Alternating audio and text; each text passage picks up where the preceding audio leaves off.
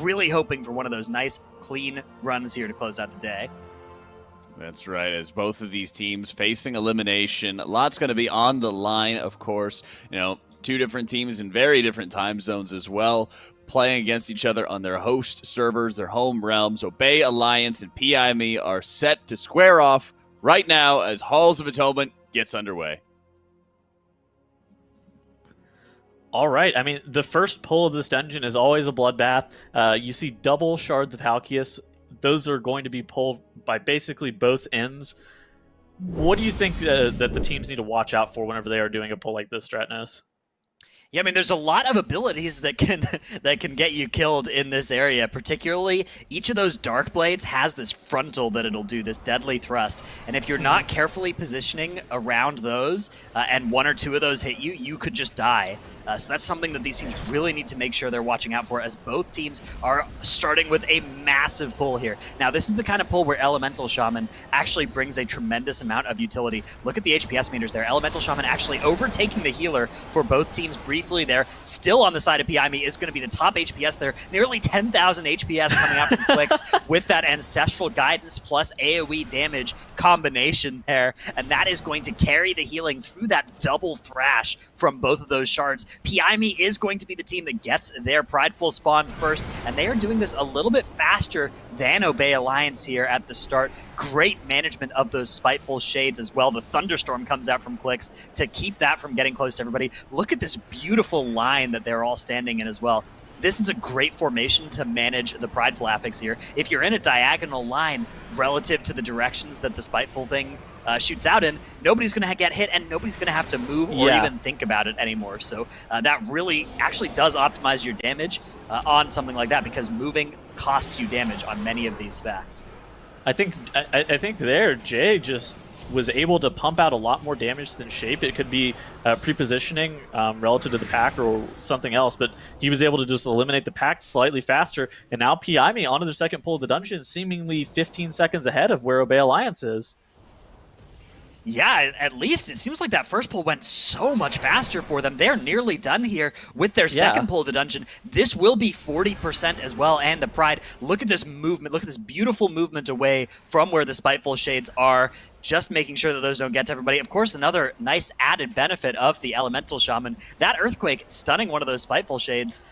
It's not predictable, but it is useful when it does happen. It is a nice little effect that'll keep them off of you for a little while longer, and they've formed up once again in this sort of tight diagonal line here. Everybody's staying nice and close for healing, for the increase in healing as well from the Paladin's Mastery, but they don't actually still have to move because they're in that diagonal formation. As long as you're more than like a couple yards away from the person, it is a safe way to stand, and they are now getting ready to start off this next pull of the Shard of Halkias with all of this trash. They are going to mind control in that Goliath, and then all the rest of the stuff is line of sighted, and then Sigil of Silence to group it up in the corner here so that they can AoE everything down.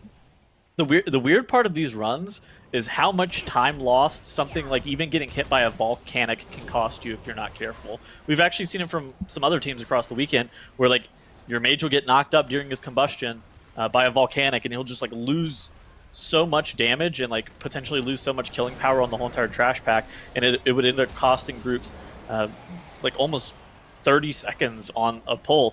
PIME here has spawned their 60% Pride. They do end up getting that Halkias mob plus all that trash down pretty quickly. Obey Alliance is starting to make up some time here. They do get their 60% Pride spawn. Again, they're starting to claw back a little bit of the time that they did lose from that first pull. But it looked like all of the time that that separates these two teams right now is from that first pull, where it just seems like PIME had more damage to be able to kill off the trash. But Obey Alliance is starting to claw back a little bit more HP on this Pride. Yeah, Obey Alliance doing a great job there of catching up a little bit in DPS, but they will still be behind as PIME are getting started now with this massive pull. This is going to take them up to 79% trash count, and they are going to kill this boss at the same time. And then afterwards, they will kill one CC'd enemy, get up to 100 or to 80% trash, spawn their Pride, and then try and execute a skip all the way to the next boss. That is the theory here. In practice, there's a lot that can go wrong, though. A lot of mobs in here requires a lot of crowd control. There goes the stun totem from their elemental shaman. Nice little bit of utility there. That'll be followed up with the Sigil of Silence. This is also one of those moments where killing the trash pack actually allows you to have a lot more damage on the boss. There are times where you would rather just priority focus down the boss and look for more boss DPS, but this is one of the moments where just hitting all the trash as quickly as possible and then working on the boss after the fact should yield you a little bit more time. So now you do see both sides have to kite out those spiteful shades, which can be dangerous with a boss like Halkias, who has that circle that you're basically trapped inside. But everybody's looking pretty solid from both ends. They do also have those loyal Stoneborns mind controlled using that Vinthy or Holy Paladin Covenant-specific buff. And so PI me's have flown away. Obey Alliance still have theirs for just a few more moments. And as we do see the first boss, only 5% health on Halkias separates these two teams now. Yeah, this has been an incredible comeback, actually, from Obey Alliance to catch up in terms of damage here. Given how well that first pull went for PI-Me, I'm shocked that Obey Alliance is going to be killing this boss anywhere close to where PI-Me is going to be doing it, but somehow they've just found a little bit more damage in some of these other places. Now, they will still have to kill this ad as well, and the ad is also lower on the side of PI-Me. So PI-Me certainly still in the lead, but it is a vanishingly small one. This ad is the probably one of the hardest points in this dungeon. So they need to make sure they kill this mob. Then they're all going to hit their invisibility potions at the exact same time. This Pride is spawned in a terrible spot, but for PI-Me it's at least. Fine. But I think they're going to be okay. So making sure that nobody gets in combat with the Pride. That is the most important point there. Nobody get in combat with the Spiteful Shade or the Pride. PI-Me is in a good position here. Now for Obey Alliance, very similar thing. This is what we saw them have issues with versus Echo in their series earlier today. They're able to pull it off flawlessly as well. Now, both teams are onto Echelon. PI-Me with a very slight advantage, about 10% on Echelon's HP. Obey Alliance trying to play catch-up. PI-Me trying to extend their lead even further. From here on out, you're basically just trying to focus down the boss while killing these little stone fiends as they come out. There are 2 Curse Dispels as well, so making sure that they optimize DPS on the boss while being able to cleave down these stone fiends is important. Yeah, this is a tough balancing act here because the faster you make this boss, the more difficult it is as well. The more you ignore the ads and the more you don't prioritize getting them killed in time to jump on them and grouping them up and using those crowd control globals, you know, those are the kind of things that are pretty standard practice if you're doing this Keystone on like a live server and you're just trying to make this boss as safe as possible. But if you're trying to save 5 seconds, which these teams are, then that is not really something that you can do as much. And there you can see Clix ending up using his Nightphase Soul Shape to get away from Echelon's jump there. Great use of that ability. Both Shaman on both teams actually playing that Nightphase Covenant provides another nice hit of damage and actually healing as well with the second activation of the Fey Transfusion there, and look at how much they are melting this boss. This lead is actually opening up for PI-Me a little bit relative to when this boss was pulled. It was pulled 11 seconds earlier for PI-Me than it was for Obey Alliance. We can time it from when it dies to see whether the lead has opened or closed by the end of the boss. Also, something to note is damage allocation here is really, really important. If you overcommit cooldowns, especially on those ads, then it can actually end up costing you a lot of damage. So say you end up blowing your combustion and your Void Eruption on the exact same wave of ads, and you're trying to just and you overkill them by too much. You would have rather have popped that combustion straight into the boss or focused down the boss with just the Shadow Priest damage, as opposed to looking to kill off the Stone Fiends or overkill them in some way. Obviously, Void Eruption is not a great cooldown example, but the point still stands. I think the Shaman cooldowns versus the Mage cooldowns are probably a little bit more applicable here, but nevertheless, the point still stands. PI-Me starting to kill this boss here in just a moment, and Obey Alliance is, I think they've caught up. To catch up. Yeah, they're really starting to catch up here, Dratnos. We got the timer rolling here. 5 seconds have now elapsed since PIME have killed it, and it is going to be a 10-second lead. So, 1 so second. Obey Alliance have shaved 1 second off of that lead during that boss split. Very, very evenly matched teams here, as they are both now going to be pulling all 9 of these enemies plus 2 gargoyles onto this boss. Those gargoyles will both be mind controlled by the Venthyr player. It's actually, sometimes you can mess it up and only mind control one of them, but it looks like these players have not had that happen. Both gargoyles on both sides. Actually, they've only pulled one in, it looks like, and they'll be saving the other for for later in the dungeon. Yeah, so they saved the second one for Inquisitor Cigar. But here's a point where making sure that you have a lot of boss damage can actually yield you insane time saves.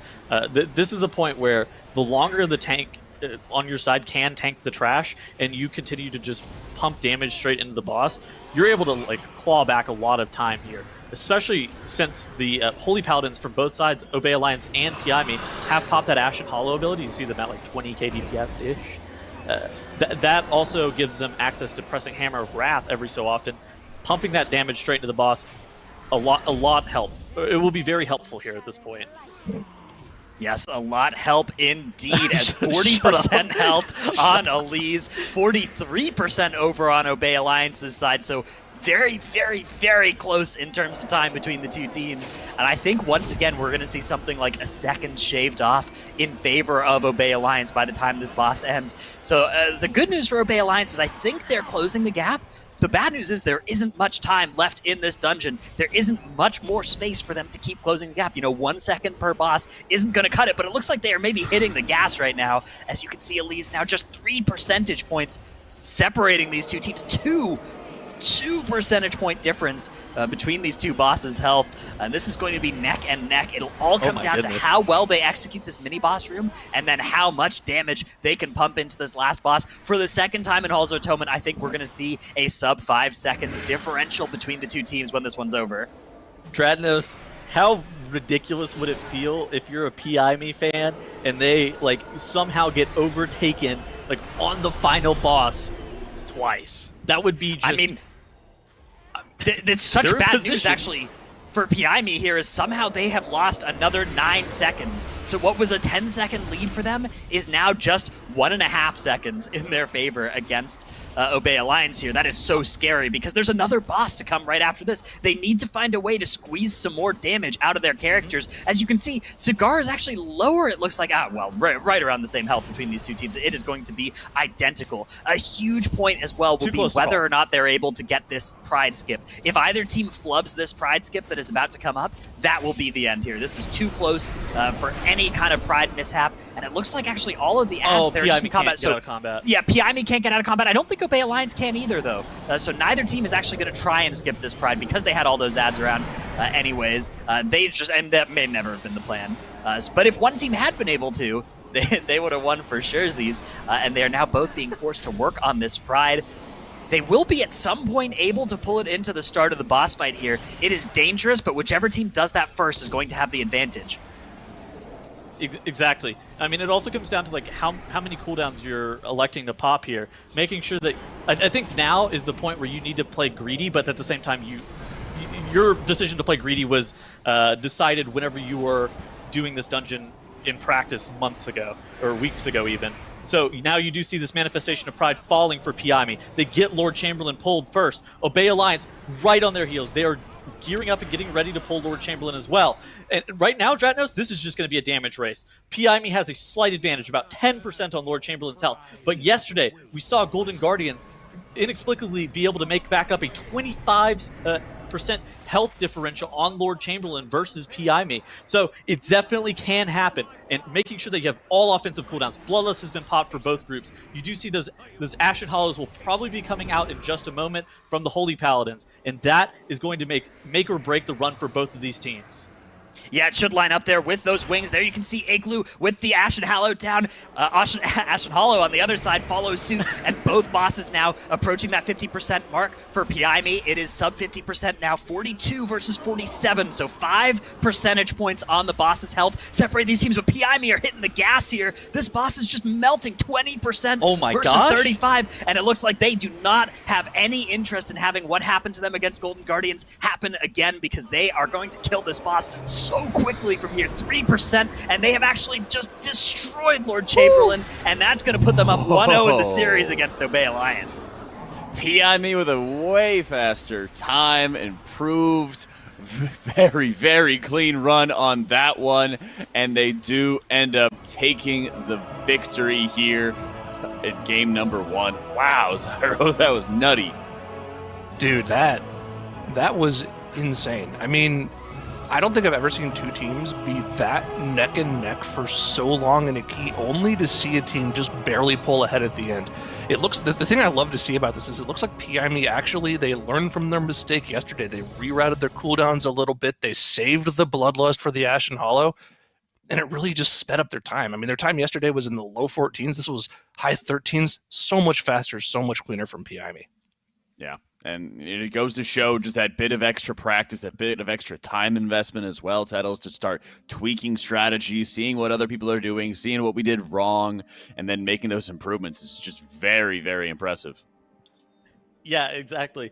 And I mean, Obey Alliance right there at the very end, they were looking super solid as well. You do see those 5 deaths. That of course was whenever they were bubble hearthing, whenever Lord Chamberlain was at 7% HP.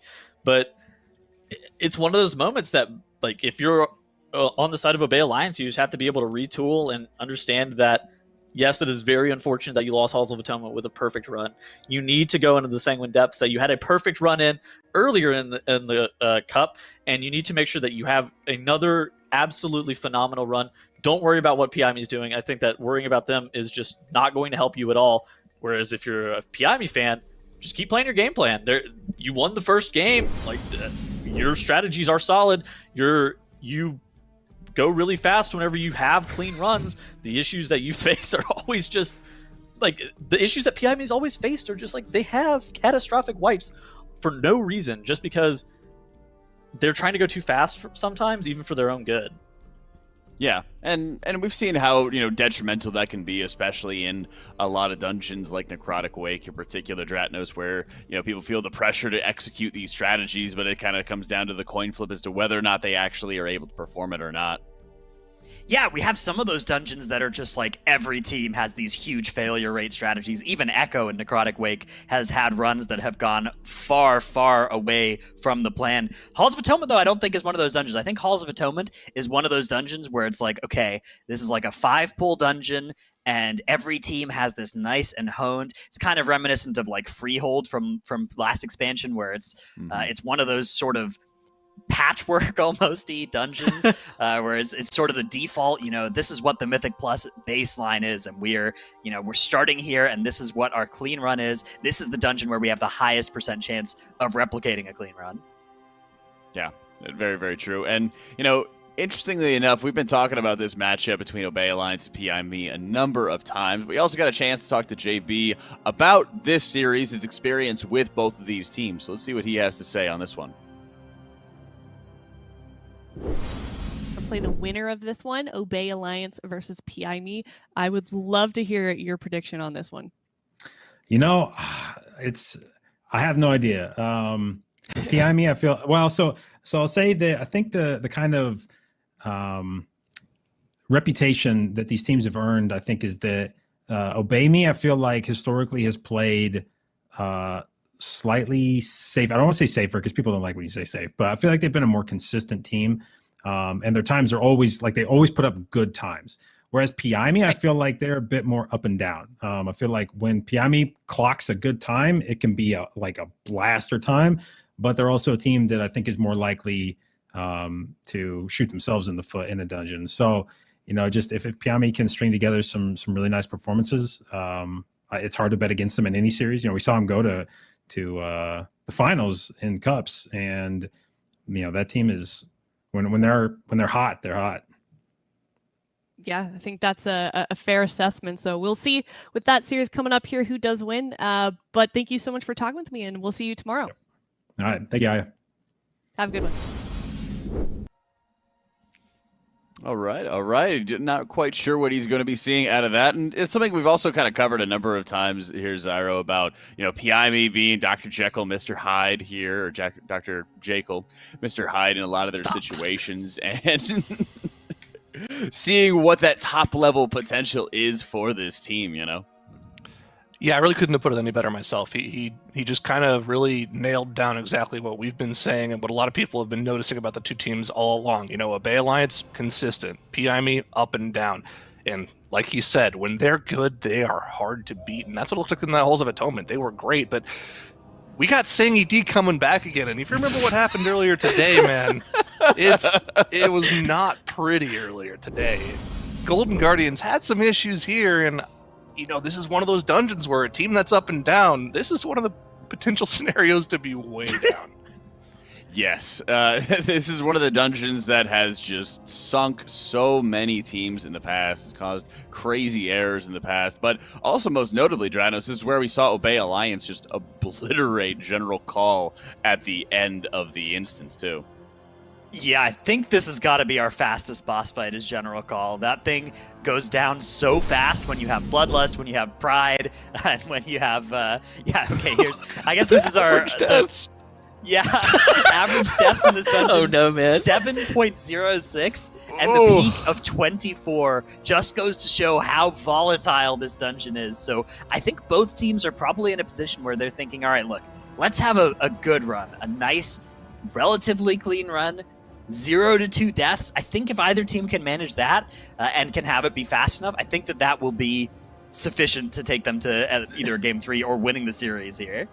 Having mistakes in Sanguine Depths is just so bad, too, because, once you start to have one mistake, then you, randomly will lose your Lantern buff, which then doesn't let you pull, all the ghouls on top of Tarvald or whatever else it stops you from doing, being able to even kill your 40% Pride, potentially. There's, a lot that can go wrong really fast, to the point where you have a full wipe over just, one thing spiraling completely out of control. And that's why you do see that peak deaths of 24, because sometimes things happen in Sanguine Depths that are just almost unexplained sometimes. Yep, and here we go. Fastest time for General KAAL here, Zyro. Wow. 28 seconds by Wow. PIME. Did you see? The fastest General KAAL is from PIME, but the fastest Sanguine Depths is from Obey Alliance. So really, our two teams in this series are just speed demons at either the whole dungeon or this boss, and we'll get to see those two pit it against each other now. That's right, and we'll be able to start seeing what each team kind of has in store for us as well, because Sanguine Depths has been this dungeon that's constantly receiving a lot of little tweaks, in particular here, Tettles. Yeah, I mean, they were needed for sure. Yes. Thank you for them, Mr. Blizzard. Yes, Mr. Blizzard, thank you so much. But yeah, I mean, one of the biggest changes is the extension of the Lantern buff going from, was it 60 to 75 seconds? It got made longer. I don't remember the exact Very timing. much It was a longer, minute, and now it's not a minute anymore. But I mean, it allows the MDI teams, even on a 20, to be able to refresh their Lantern stacks a lot easier, because you just need to make sure that you end up killing one of those Quill Feathers or just one of the random small lower HP mobs on top of that Lantern, and it gives you access to having that 10 stack of that Sinfall boon, that 50% damage increase for a lot longer. So yeah, it's really good. And we've even been able to see how well these teams have done to be able to make sure they're chaining it, in particular in the ring, and the inner ring before Torvald has just been some of the highest risk and most dangerous pulls as well. We saw a couple wipes, for example, out of Golden Guardians out of their Sanguine Depths run, Zyro, because there's just so much pressure to refresh it, and that enables everything else in there. Yeah, the pressure to refresh it definitely was fixed a little bit with the most recent updates to Sanguine Depths, or rather the 9.0.5 changes, where the Lantern buff duration was increased by 30%. But still, I mean, you're trying to completely min-max as much as that buff as possible in this scenario in the MDI, right? So they're trying to get every last second out of that buff. And if they play it properly over the course of the entire dungeon, you actually have about 6 minutes of that buff So you're doing 50% increased damage for 6 minutes of a 18-minute dungeon. That's pretty important to lose out on some of that buff. It makes sense that they're trying to min-max every last drop of it. Yeah, and we've also been able to see how much safer some of these pulls start becoming as a result. You know, in particular, we were looking at those double Overseer pulls, Dratnos, to be able to go into the Lantern. We're like, oh, no way they're going to be able to grab both of those things in there. Didn't care, just went in anyway. Yeah, I mean, there's a certain amount of, like, sometimes these medium-sized pulls can be more dangerous than going super-duper big, because when it's medium-sized, maybe you're like, oh, we can't use our cooldowns here, but if you just pull twice as much stuff, and then you use your Ashen Hallow, and use your Combustion, use everything on it, it can actually make it a lot safer, so there's a little bit paradoxical in how that works. Yeah, and, you know, I particularly have noticed that on, like, live servers with the Gauntlet in particular of just, yeah, if you're trying to take your time throughout, you start fighting up against the mana gain, you might just go into pulls when you don't have any cooldown whatsoever, and then General Call's tick from her bleed will just kind of slowly just destroy everybody, and it goes to show that, like, just being a little bit too safe can also cause a lot of problems as well, Tuttles. Jack, have you ever thought maybe that's because you're playing a priest and instead maybe hey, I you played should a find- holy priest now, and it's a lot easier. Okay, when I was playing That's the this wrong guy, definitely holy, was sir. getting. Yeah, you're What's that? halfway there. That's the wrong holy. Hey, we've still been able to get a 23 without the spiders. Okay, then they nerfed the spiders. Yeah, well, yeah, nice change. Making critters and spiders no longer work on the lanterns. Unfortunate But to see it I go. think the spiteful still counts, right? I don't remember Explosives if and explosive spiteful would probably still... should. Okay. Yeah. Yeah. So it actually makes something like Spiteful Week really, really nice in this dungeon in particular, which is kind of weird. Usually we start thinking of like Spiteful in like tight corridors and narrow areas and everything like that as being like ridiculously dangerous, but you know it can easily work to people's advantages. These affixes, unfortunately, are bursting volcanic. That yeah. I mean, and Volcanic's been a lot more trying than, you know, we really think. You know, Obey Alliance and PIME are ready to go, but watch for those casters, watch for those mages, and the Volcanics, the heat-seeking Volcanics, because they have screwed many teams over it throughout Sanguine Depths. Here comes this first big pull from both teams. They're running on down here, grabbing as much stuff as they can, and then running back to the Lanterns, which will be opened by the Holy Paladins on both sides. Same composition coming out from both teams here. It's going to be the Elemental Shaman Shadow Priest combination as the two flex DPS slots, joining the Fire Mage, the main class here of World of Warcraft. The main character of World of Warcraft is 100% the Fire Mage, and you cannot argue otherwise. Obey Alliance is looking like they're getting their pull down just a little bit quicker. You can tell because whenever you're looking at the Brute HP, that's going to be the mob that's limiting a lot of the times, like your ability to be able to get this pack dead. And yeah, Obey Alliance able to get that Mist Dancer and that Brute finished off seemingly 20-ish seconds ahead of where PIME is. But now Obey Alliance is soloing a tick on top of their Lantern to refresh their stacks. I don't know if I'm a fan. Maybe I mean, okay. the refresh stacks is nice, and it'll become apparent in like a minute when they have the buff and PIME doesn't. That'll be when it is worth it for them. But as of right now, we actually have a little bit of a difference in strategy here. PIME is going to have Rentari pull this room to the side, and then eventually Shadow Meld it off, while the rest of the team sneaks on through and gets into this next pull, whereas Obey Alliance just going straight through here, and they are setting up a nice big pull with Sigil of Silence, rather. PIME's kind of wasting their Sinfall Boom buff. If they're not super careful here, it can be devastating. They're going into the boss, though. They're going straight into the boss, so it doesn't actually matter that they wasted some of the time of it. What they're trying to do here is just completely blow up this trash pack and this boss together with that buff. I'm concerned about their Pride spawning. I don't know. Because the Pride should spawn off this trash. I think this might be 19%, but I'm not 100% sure. Let's see what it gets to here. Yeah, 18. Do they have something CC? Okay, because this should be 100%. Brute. They're in combat with the Brute here, and they can just wait to kill the Brute until the end of the boss fight. Actually, as if they just focus damage into this boss, they won't have to deal with too much Pride here. This is a really clever way of handling this. Yeah, there's the Pride spawning, and they are now kiting. kiting the boss. They have to make sure that they get this boss dead before those orbs reach it, but they will be able to do that without too much problem. And now they're into this boss, or into this Pride rather, with the boss already dead. Obey Alliance has a Pride buff, and they have this trash pull into the boss, but PIME, I mean, they've already killed the boss. However, it will melt really fast here for Obey Alliance. There's the Bloodlust, the Prideful as well. I mean, they have a lot of extra damage here, although it's worth noting, PIME had basically double Pride buff from the Sinfall boon stacks that Obey Alliance does not have right now, so their boss, you know, it was also really, really fast. This is one of those things that I think PIME may have just gone a little bit too fancy with. There's some pulls and like some strategies in dungeons that the easiest strategy is typically just going to be the fastest strategy from time to time, and PIME actually able to get their Prideful down a little bit earlier. Okay, so their strategy is definitely better because they're going to make a different use of this Prideful buff versus Obey Alliance's Sinfall boon. Yeah.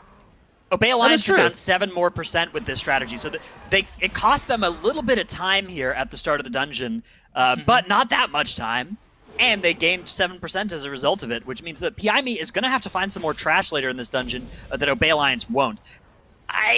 It's really hard to say which of these teams I'd rather be. And yeah, PIME has this Prideful buff coming into this poll, which is not nothing. I mean, this is going to speed this up as well, so probably something like 20, 30 seconds in exchange for 7% enemy forces. I don't know which side of that I'd rather be on, actually. It's very close.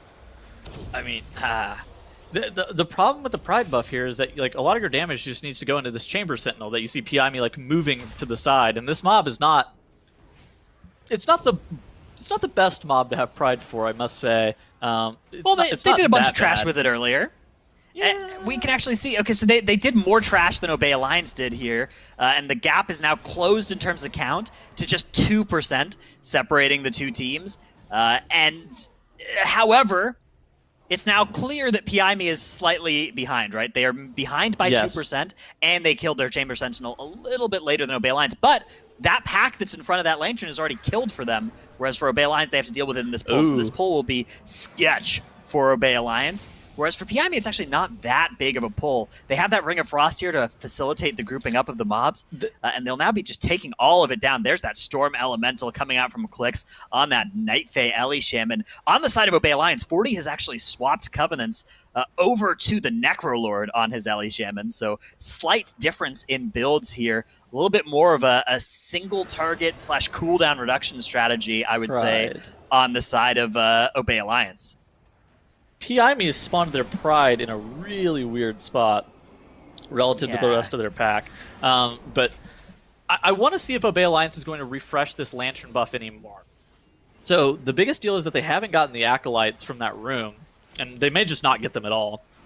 I'm not 100% sure, but the Acolytes typically are the best and most efficient mobs to be able to kill on top of this Lantern because they have such low HP and they yield you stacks quickly. So look at that, PIME.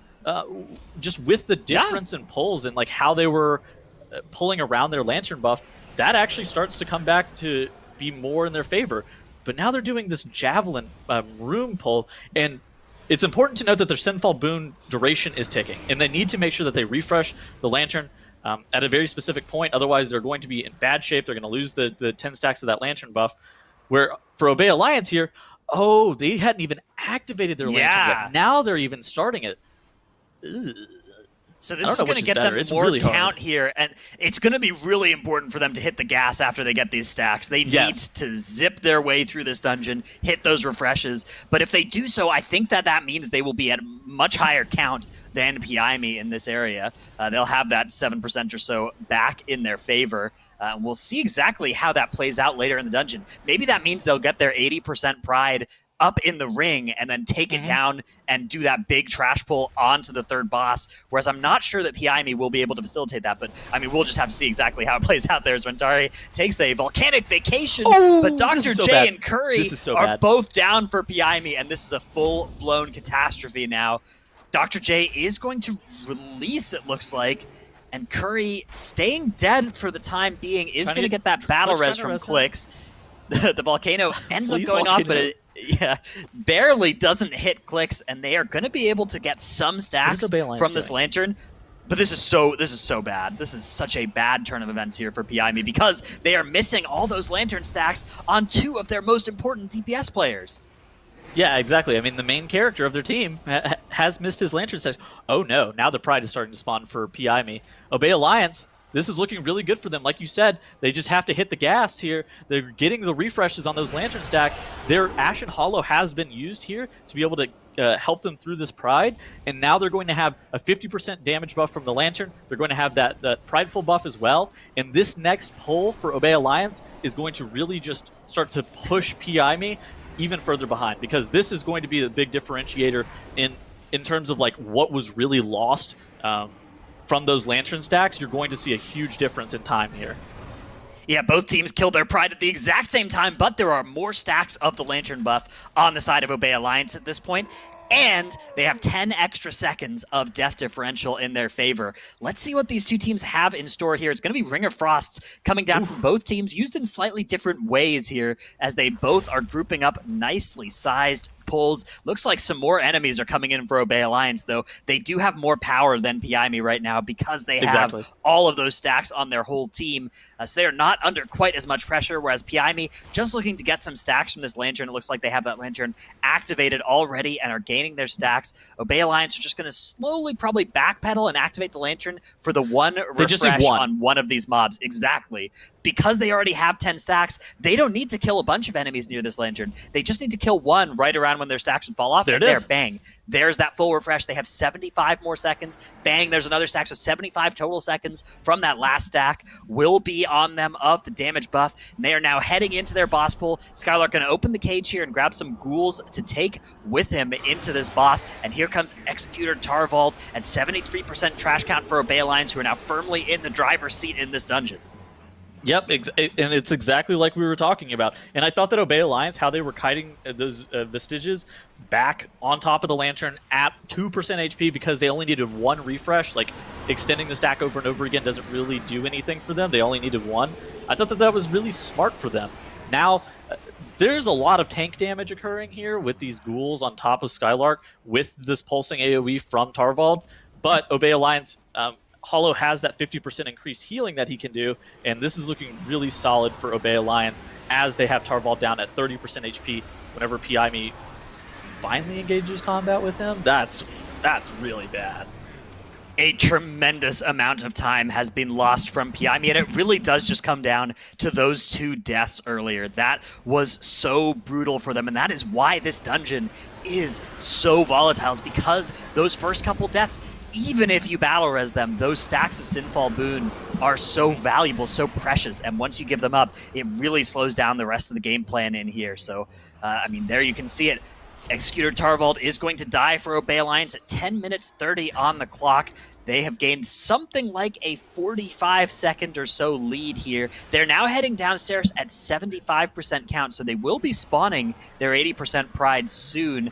PIME are at 76% count, and are maybe going to be trying and spawn their 80% Pride upstairs here. I can see there are some mobs in the cage near where they are right now, so they might be grabbing those towards the end of the boss fight. We'll have to see. That could be a way for them to open the game back up here, as Obey Alliance are now getting started here with the trash pull. This will be their prideful here, the 80% Pride. So, I mean, this, let's not mince any words about this. This is going to be a slow section for Obey Alliance. Yes, they're going to be fighting these trash mobs, then they're going to be fighting a Pride, then they're going to be fighting a boss, all separately. I remember whenever we were watching Obey Alliance do this run the first time through, I thought that this section from Obey Alliance was absolutely awful. How they spawn their 80% Pride and then like kind of play it by itself and then play the boss later. It just seems so suboptimal relative to some of the other potential strategies here, but they have room to spare. They have like a lot of time that they can spare just due to the fact that PIME had such major issues with their lanterns and that Tarvald ring. They just started to lose a lot of time there. So now Obey Alliance still firmly in the driver's seat, even though they play this Pride by itself. It's really not that great. Yeah, I mean, this is an opportunity here for PIME, maybe. It looks like they probably have the same idea here coming into this trash room, so they aren't going to have some kind of riskier but faster strategy in here, as Obey Alliance, with that Pride buff, are now going to just be dumping single target damage into the third boss here. PIME grouping up some trash mobs. They're fighting in kind of a weird spot in this room. They're over in that back left corner of the room. Curry is going on a world tour here, going all the way around the boss to get in a position to start dealing damage here. Probably just based on where the patrol of that one patrolling enemy was here for how they could group everything up into that beautiful Sigil of Silence. But on the side of Obey Alliance, the boss is melting for them. It's already at 35%, almost dead.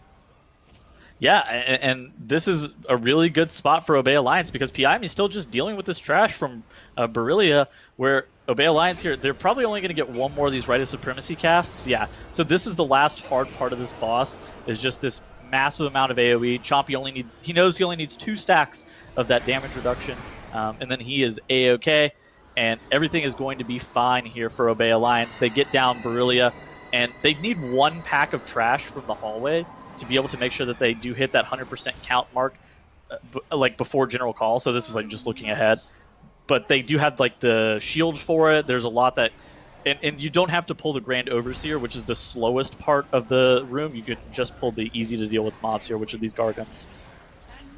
Yeah, that is exactly what they are up to now. They'll be fighting these mobs by themselves, and then they'll be popping the Invis Pots, heading through that harder pull that's in front there, and getting into their gauntlet.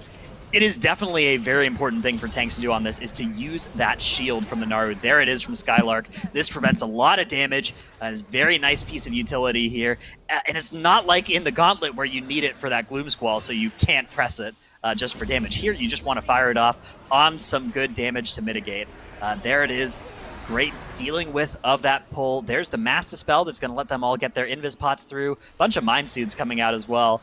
It looks like Chompy actually doesn't necessarily need his Invis Pot even. With Mind Soothe, Mind Soothe, Mind Soothe, Soul Shape, looks like he was able to skip through there, unless you can Invis Pot and Soul Shape at the same time, which maybe he did.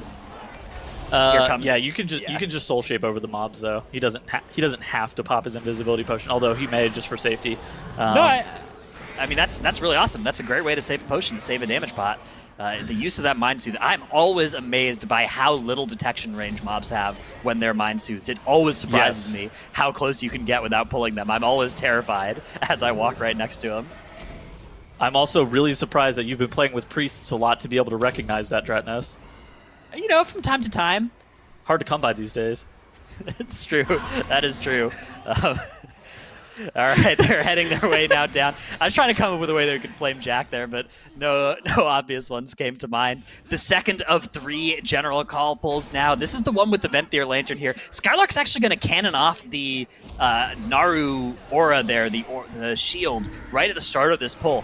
If you use it right at the start of when you engage General Call, it actually does come back for the Gloom Squall, or you can use it a little bit later and just plan to push before the cast comes out. That's also a valid way of dealing with it.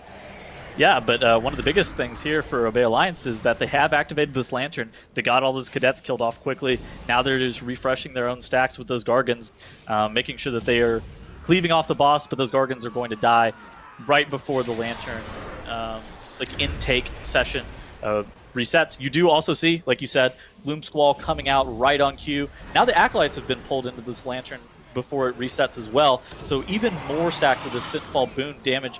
Ooh, damage dealt buff like right as the boss is pushed. So that was perfectly timed by Obey Alliance. That's looking really good for them. Yeah, that was a masterclass in how to handle that section of the dungeon. Skylark wasting no time, leaping ahead. That's going to be his Cheat Death Trinket procced, though, in addition to Fell Devastation committed here. So he's going to be in some jeopardy here once all those cooldowns expire. There's the Fiery Brand 40? coming out, starting to spread around on these mobs. But look at how much damage is coming in on him. He has no more safety net. No Cheat Death of any kind is available for him. Look at how low his health is getting here. He's forced to use this shield for tank defense, but that means when General Call gets to her Gloom Squall, they will not have that shield available. They need to push her, and they do before the cast, so that is that problem solved. This was so scary, though, for Skylark. Oh my goodness, that was incredibly, incredibly tense. Well, part of it, too, is that like the rest of the group was just taking a lot of damage, too, so Hollow couldn't spam heal Skylark whenever he was needing it, because Chompy and 40 were both dropping really low there for a moment, so it like you said, that was an incredibly tense moment for Obey Alliance. Yeah, look at the timer, though, at the top of the screen here. 17 minutes have just passed as Obey Alliance are going to be getting ready here for the final Pride. The fastest time we saw in this dungeon during Cups was from Obey Alliance. It was like 18:30. And I think that they are going to be around that time. They do have to kill a Pride as well, so maybe a little bit slower than that, but that was plus 18s, and this is plus 20, so incredible, incredible performance here. Incredible run from Obey Alliance. Still on 0 deaths in the whole series as another one lands on the side of PIME. As Igloo is going down in their General Call Trash Gauntlet. They do land the battle res there. Dr. J is going to use his Cauterize to get the res off, so that is well played there by them. They are now out of battle reses, though, whereas there are still 2 available for Obey Alliance if anything were to go slightly sideways.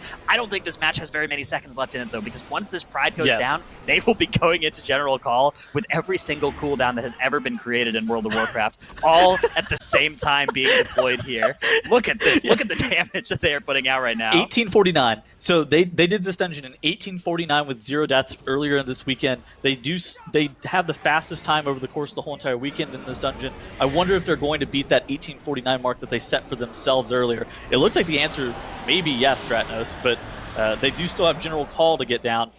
He's already down below 50%, 60% HP. You do only have to get the boss to 50%, and then the fight ends. They still have Bloodlust active. They still have their Prideful buff.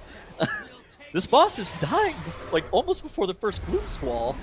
Yeah, there it is. There's the Gloom Squall, 53%. Once it gets to 50.5 is when the timer will stop here. So there it goes, 52. A lot of damage coming out on the team there as they are just ignoring that mechanic entirely. Just doing damage. There it is, 1856 or so will be where they land with the timer there. Not bad from Obey Alliance. Not bad at all as they even up the series 1-1 against PIME. That's right. Very similar time to what they'd had posted previously. Obey Alliance taking that victory, tying up that series, showing some life right now as well. You know, it's very important to be doing here, Zyro, as everything is on the line for both of these teams. Isn't it beautiful when we have sort of a narrative running here, and then one of the players for one of the teams echoes that narrative, and then it just shows up in the match? Obey Alliance proving that they are that consistent team that we keep saying they are, right?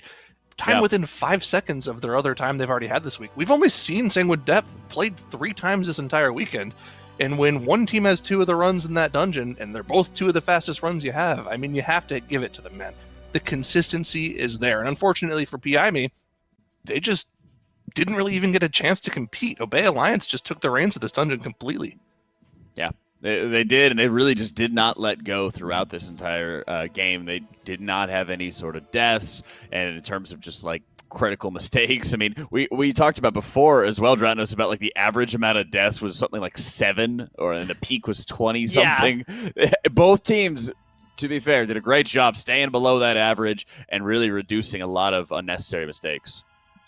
I mean, Obey Alliance, you got to hand it to them here. With their 2 runs that they've had in these first 2 dungeons, it is wild that we are going to a Game 3, given just how good both these runs have been. 0 deaths across the entire series. But PIME really have been putting up a good fight. You know, besides those 2 deaths that really set them off in this dungeon, set them off track, and then the 1 death in the Trash Gauntlet, they would have been very, very, very close to that time as well. Perhaps even faster. So it'll all come down to this last dungeon of, does PIME hit that 0 death mark that Obey Alliance is going to make them hit if they want to take the series?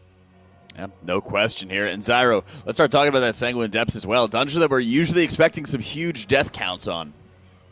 Yeah, and I mean, it was a really close dungeon through and through. Both teams played really well, but I mean, Obey Alliance coming back with this same pull as yesterday, just combining literally 3 packs and a Sentinel together, using the Ring of Frost from the Mage to gather the first pack together, make sure they don't get any casts off, into the Sigil of Misery from the DH. Beautiful way to chain everything together, and the Sigil usage there, perfect. And with the 80% damage buffs they have from the Lantern plus the Prideful, the pull just completely melts. Even with the Mage getting knocked up on his combust, like we saw from I'm Fired Up yesterday, they're able to get through it, no problem. Could have been even cleaner, could have been faster than yesterday's run, but you know what? That's right. With what you had, you'll take it, right?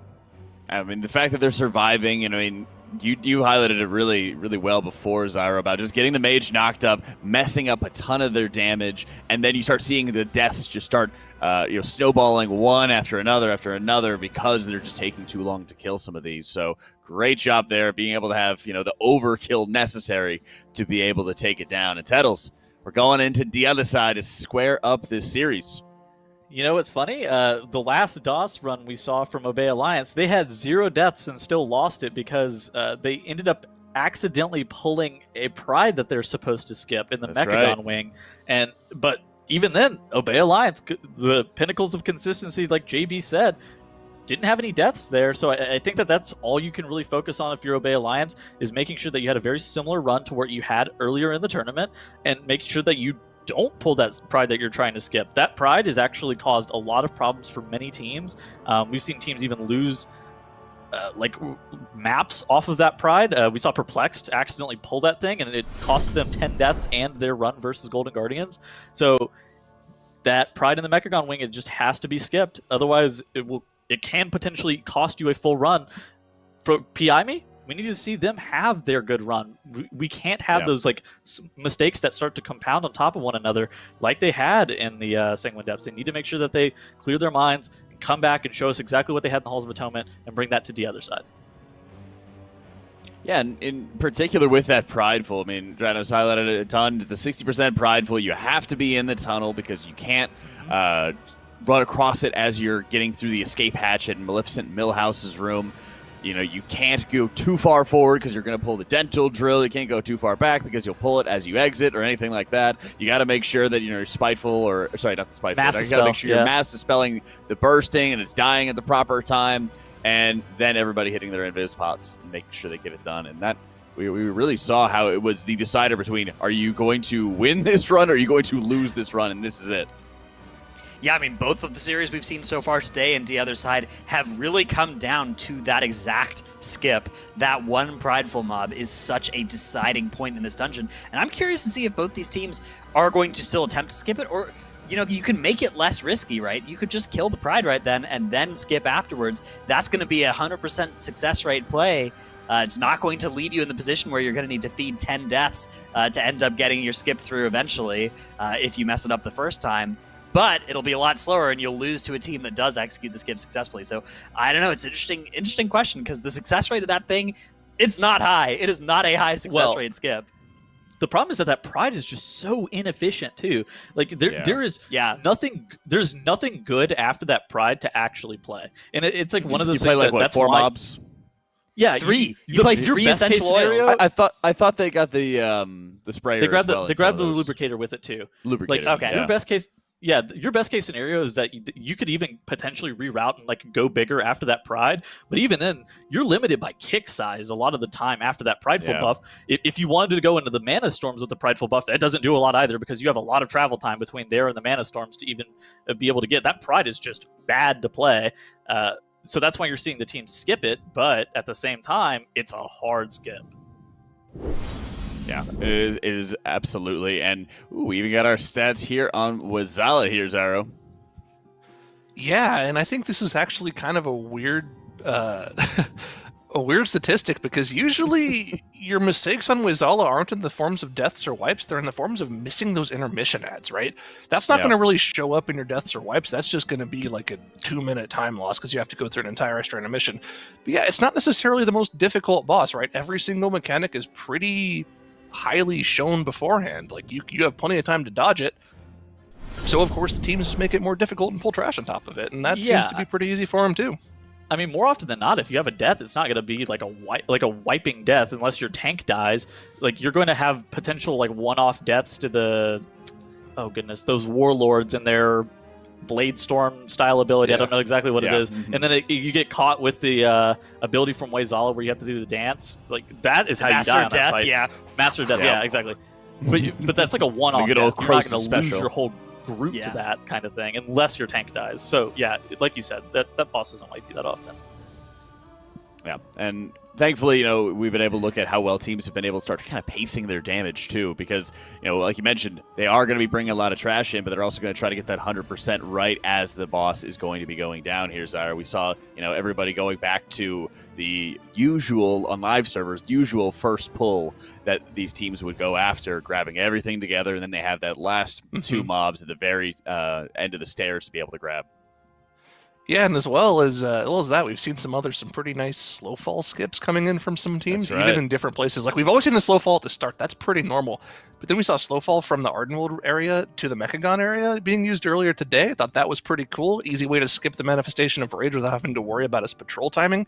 Of course, you have to worry about that later on when you're dealing with them was all a split phase, but I think that's something the teams have kind of gotten used to doing. That's right. Both teams are now tied 1-1, facing elimination here. Obey Alliance and PIME are getting ready right now to go into the other side. And look at this right off the bat, a life grip needing to be committed on the side of Obey Alliance. I guess, this on both sides. The Paladin a little bit slower to get through there. And they do all eventually on both sides land here Obey together. They're just late to get this pack now because of that, which is terribly unfortunate. PIME they just started it without their healer, and then the healer showed up later. Yeah, well, it's Vengeance Demon Hunter stuff where you're able to pull without the healer being there. You don't really need that much healing as long as you have ample amounts of CDs on pull. So we do have a difference in compositions here between the two teams. We actually have the Death Knight on the side of Obey Alliance, whereas we have an Elemental Shaman for the third game in a row from PIME on the side, or being played by Clicks there. So he's really been liking that pick there. This is going to be incredibly, incredibly interesting to see which of these strategies ends up working out better here. Yeah, I think it's interesting. I think it just kind of shows the difference in the type of player, PIME and Clicks. He is like a typical ranged player. He plays like a Moonkin. He plays Elemental Shaman. Those are his mains, so to say. And 40, kind of a melee specialist. So I think that whenever you're practicing this dungeon, Clicks is probably a little bit more familiar with how Ellie plays in something like the other side. Unfortunately goes down. That may have been like an explosive mixed with bursting. I didn't exactly see, but they do have that Ankh available to them, so no harm, no foul. Really showing the great Shaman utility here. Yeah, the Ankh is indeed very powerful. You still lose the 5 seconds, but you don't lose basically anything else whenever you have to Ankh there, so that is going to be fine for PIME. You can see, however, they have lost some time here in these initial exchanges as their Pride is spawning quite a bit later than Obey Alliance, who are now making use of that Death Knight anti-magic zone that only they get to use in this series. PIME not going to have access to that one, but PIME will have some healing in the form of Ancestral Guidance. Actually, it looks like it was used during that trash pull, so will not be available on this boss, but Fey Transfusion healing will be available for Clicks to release onto the party here in a sec. Yeah, and I mean, it really just keeps your party a lot healthier. But it is a 20, so typically healers are able to heal through a Pride on a 20 without any cooldowns at all. Just making sure that you're focusing it down. The biggest deal is that like a lot of the times on a 20, with these MDI teams, they're not focusing down their Pride. They're just like cleaving it with like random abilities, potentially not even with cooldowns up. So there has to be something committed. That's where that Fey Transfusion or AG really, really helps a lot. Obey Alliance is killing off the Sky Talon mini boss here pretty quickly. PIME on the other side also pulled that Sky Talon into the pack. They do have Tremor Totem, so Rentari can just stand there and keep beating up the boss if he does feel so inclined. Bursting really looking scary there for PIME. They got all the way up to 14 stacks, and you saw Jay had to block it off, but everybody else either standing in that mass dispel or getting like single target dispel like Rentari did. Overall, PIME starting to claw a little bit of time back that they lost from that initial Pride spawning and that initial death from Clicks. Both teams now setting up here for this big trash pull. This is going to get them massively over the 40% threshold here. So they will be spawning Pride early if they don't distribute their damage appropriately here. Explosive going off there for Obey Alliance. They may have been ranging it, but it looked like it may have hit them. It did hit them. It hit them all. But as long as they knew that it was coming, it's like not that big of a deal. I think that one of the biggest differences with this pull in particular is where you actually stop with the trash pack. That starts at the top with like the moths and the elder horns and whatnot. Because I feel like stopping earlier is typically going to be better with a pull like this, as long as you're able to get those Spritelings out of stealth and into the pull really quickly, because that can actually help you make up a lot of time whenever you're getting those packs and those mobs grouped up. Because then you saw 40 ended up having to grip one of those mobs that was already like super far away in casting. Like, they only have one grip, and so if the pack was slow to group up, they wouldn't have ability to be able to hit it quickly. And then they start edging the Pride down towards Dealer's Iexa just as they can, where PIME hasn't been moving the Pride at all. They are playing that triple ranged, which they don't really want to move in DPS. Like, that's something that would end up costing them a lot of damage, but now they have the travel time, whereas Obey Alliance was just kind of slowly sneaking it forward, and that actually ended up saving them a little bit of time as well. Yeah, I mean, this is going to be very, very close here between these two teams. They both killed their Pride at the exact same time, but like you said, Obey Alliance were already right there to pull the boss. But on the whole, I think that this exchange in the last minute or two have gone in PIME's favor. It's just they were behind by more time than they've gained during that time. They are both teams working on this boss, and huge damage is coming out here in this Bloodlust as the Ashen Hallows are coming down now. This is incredible. The Paladins ascending on the meters here. Look at the overall damage, though, that Obey is putting out here. I mean, they have their priest right now at 15k, and their whole team sitting around that 10k mark on the damage meters, whereas for PIME, it's looking a little bit lower on the damage meters. It's the KFC difference, dude. They know it's early in the morning. They know once they win this, they can break and go get KFC for breakfast. Honestly, it's what they're playing for. So Chompy trying to bring them home there at 13k DPS. Really, really good stuff coming out of Obey Alliance as they down the first boss. Igloo goes down. This isn't going to be like catastrophic in terms of deaths, assuming that Rentari doesn't die here to the Chain Lightning. Jay procs cheat death. This is actually looking a lot worse than I initially anticipated. I thought that this was just going to be costing them 5 seconds, but that was not good, Dratnos. They're starting to lose more time that they cannot afford to lose because we know Obey Alliance has so few mistakes in their runs. Obey Alliance is still on 0 deaths for this whole series, but all of these nickels and dimes that are being exchanged here in the Ardenworld wing and are mostly going in Obey Alliance's favor, they will all evaporate if that prideful skip at 60% does not work out for Obey Alliance, and it does work out for PIME, so that is going to be such a crucial moment here. At this point, Obey Alliance actually sitting on a fairly sizable lead. I think if their dungeon goes perfectly from here, they might not need anything more than that. I think they're in just good enough shape that this lead can hold the rest of the way through. But that 60% pride is going to be so critical. This pull is going to set them up for it here. Well, not quite yet. It'll be this pull, and then it'll spawn after the next pull that they do.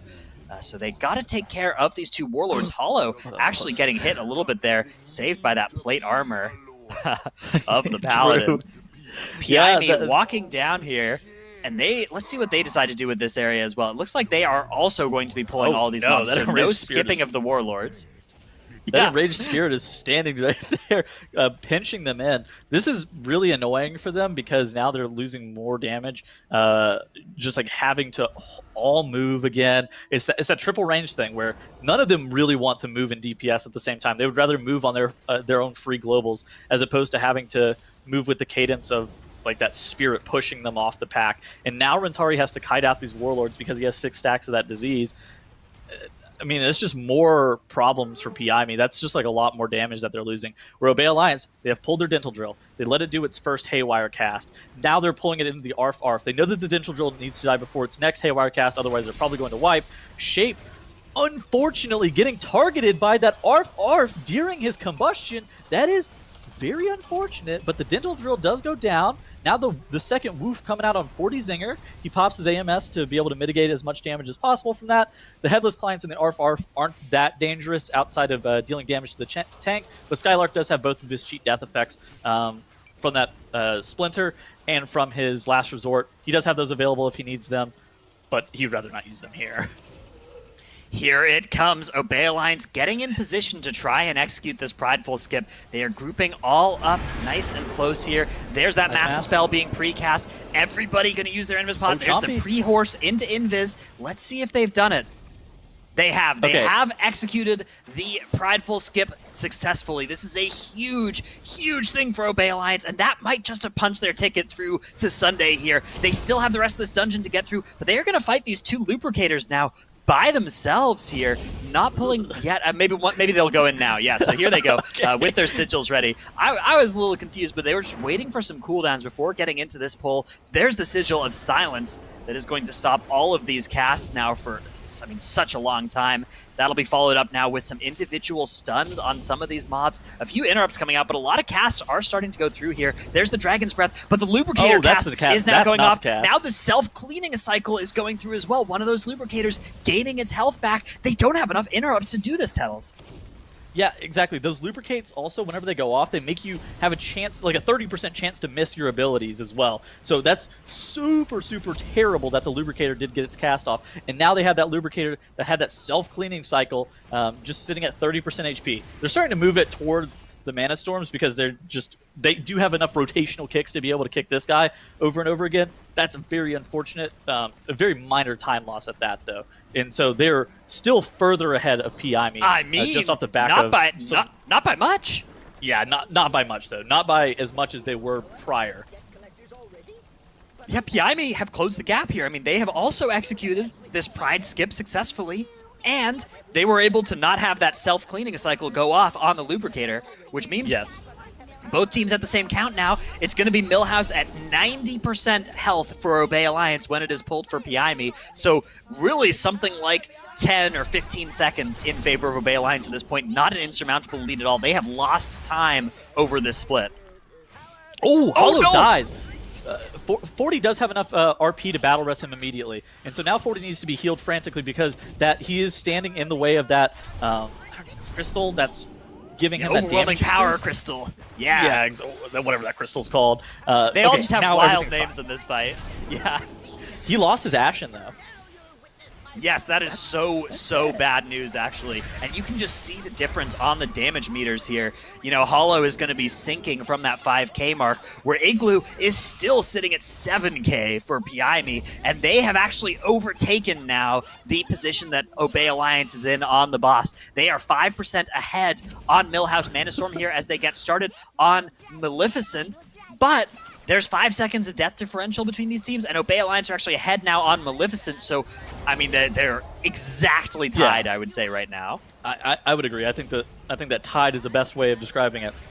We actually didn't see Obey Alliance make a mistake in their DOS versus DGS until after this boss. Whenever they come out of this skip, they accidentally pulled that Pride, so making sure that the Pride is set up in a way that Obey Alliance and PIME can both get out of here and not accidentally pull it is really important because we have seen issues with that earlier. So now Obey Alliance, they do a good job of making sure that their Shadow Fury comes out. They drop the AMZ for just a little bit more protection. Hollow is right now, which is kind of weird to say about a Paladin. Yeah, this fight is not... It's an intensive healing fight. There's a lot of damage on your tank, particularly when Maleficent is active. And there's a lot of damage on your whole group basically the whole time whenever that rocket barrage is going off, or whenever these players are soaking these crystals, or if the crystal ever connects with Millhouse directly.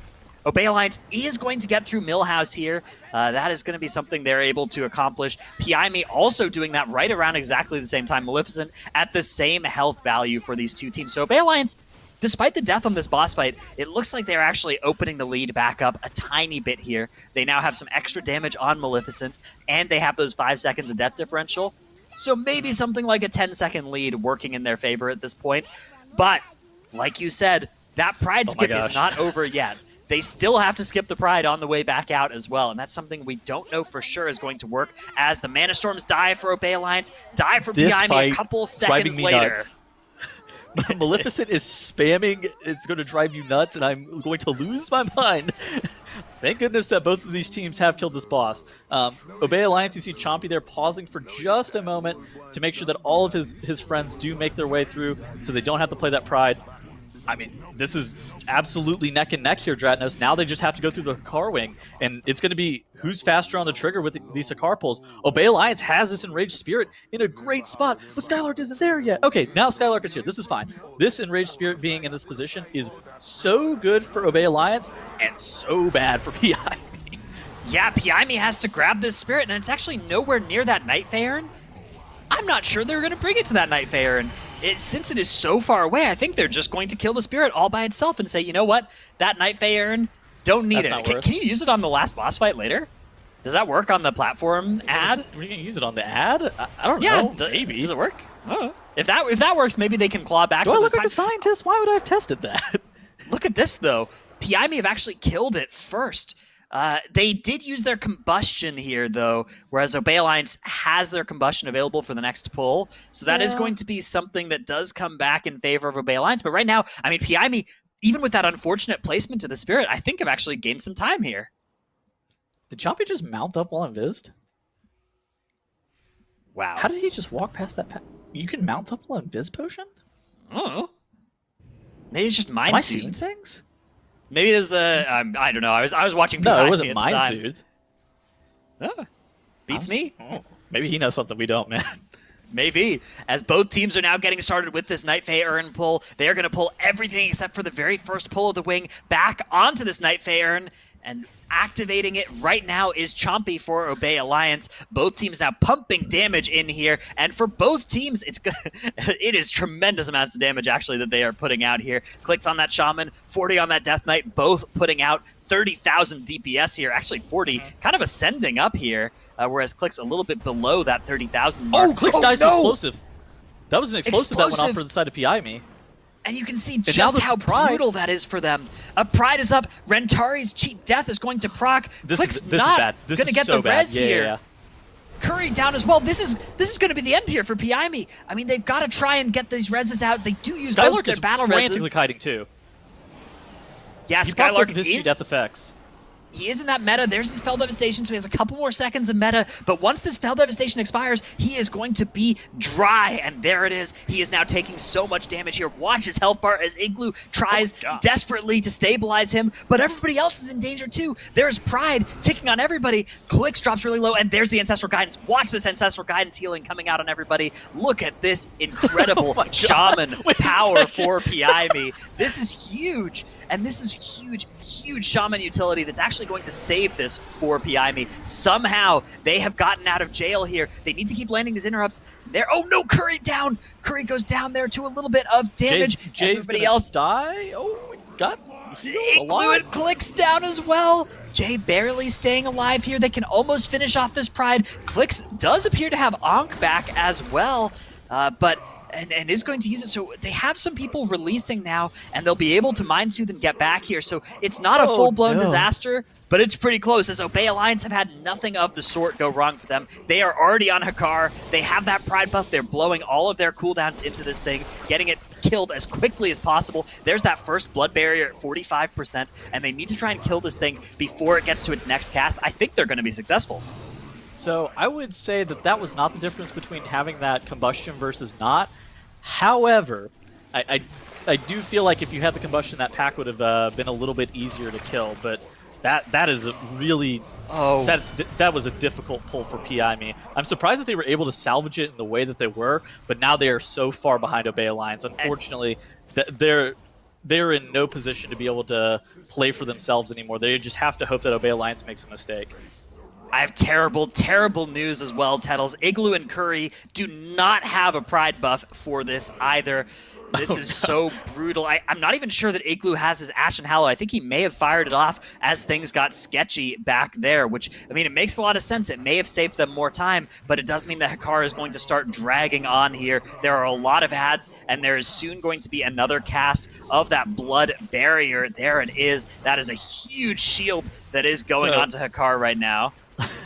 This is really bad for PI me, but I think if you're a fan of PI me, you're basically hoping Obey Alliance misses a totem somehow. I do think that this is within one totem miss range of being salvageable by PI me, This is still really bad for them, though. Obey Alliance doing a great job here. They do get that silent sigil off on all of these mobs, making sure they're continuing to kick this Death Speaker. They just have Moizalo left to deal with in a little bit of trash at the very beginning that they're going to kill off with that haste buff. Obey Alliance is looking in great position here to be able to make it to that championship Sunday, Dratnos. This is going to be such a high-stress boss encounter for them, especially because there's so much individual responsibility on this fight. Everybody needs to make sure that they can kill that ad that they are sent over to in a little bit.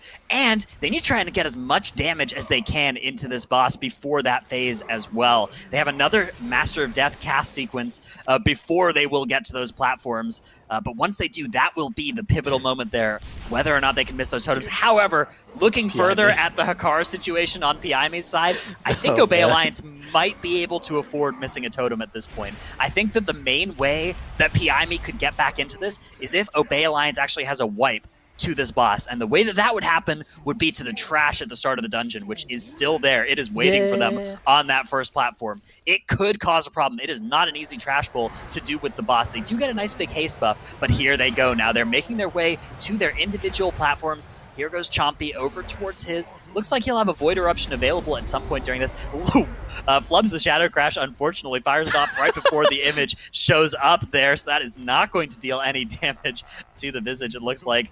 But it should be enough there, as the Void Eruption is going to be pumping out quite a bit of damage. This is actually one of the... I think this damage is looking fine here for Obey Alliance. Yeah, that Visage is in great shape to die here. 40, meanwhile, also making short work of his Visage.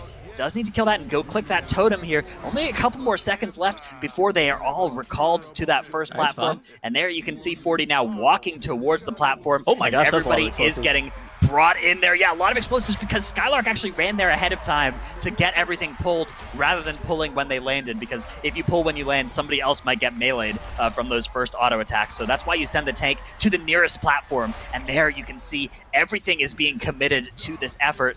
They're making sure that they use all of their cooldowns to just get this thing dead as soon as possible. All of this trash is so deadly to keep alive, especially with those explosives spawning. And Hollow is going to go down for Obey Alliance. They have a Battle Res, though, and they have 40's instant cast Battle Res from that Death Knight. That's something that Piami does not have. The second death of the series here for Obey Alliance, but it is beautifully recovered, and they have got almost all this trash dead. That Risen Warlord, though, is enraged, and it is hitting Skylark like a truck right now. Every single one of those auto attacks is putting him in so much danger, even through that meta. Yeah, Last Resort will be available. That's a great point. So they're not actually in too much danger here, but it is still not a pleasant experience for Skylark. Lands that Lay on Hands as well. And here comes some more trash. They are going right into this trash from the top as well. Skylark health is 40? not looking great. Last Resort may be used here, but that's okay. I mean, there's no other pulls later in this dungeon, so may as well use it. Okay, it looks like, yeah, in meta right now, maybe that is the Last Resort, or maybe that was just a Fell Devastation that got him into this one. I think it was. Look at Skylark's health. Oh my goodness, Nettles. Did he not have any mitigation up for that? Oh, there's his Last Resort. There's the Last Resort. And he's actually still pretty low on health and still in quite a bit of danger here. 15%, that Soul Crusher coming down for huge damage on him. Soon. Yeah, 12% health there. Once that leftmost debuff on his frame goes away, he'll have his Cheat Death Trinket back. That will be happening in the near future. Moizala, though, may die first at 12% and falling. Once Moizala goes down, and Skylark is stabilized there at 100% HP. Oh, and then he's dead! You're lying! You're lying to the fans! He's been eliminated, Tettles. They get that next Battle Res out on him, but he needs to taunt everything as quickly as possible. Moizala dies, and they're now going to finish off these last couple of trash mobs, and there it is, Obey Alliance taking the win. Man, I was just sitting there watching that the Blessing of Sacrifice, and I was like, yeah, Hollow knows. He doesn't need to use it or anything like that. And then he's gone! He was at 100% Obey Alliance just died. Yeah, Obey Alliance does take that victory there. They are going to be sending Piami packing, and Obey Alliance is going to move on to Championship Sunday here, Zyro. And, you know, we haven't really covered this that much yet, but yeah, they move on to Championship Sunday, but also the prize paid bump for winning that second match is crazy. We talked about this a little bit. If you win your first match, you get a little double, nice little double your prize pool. But if you win again, you get another double.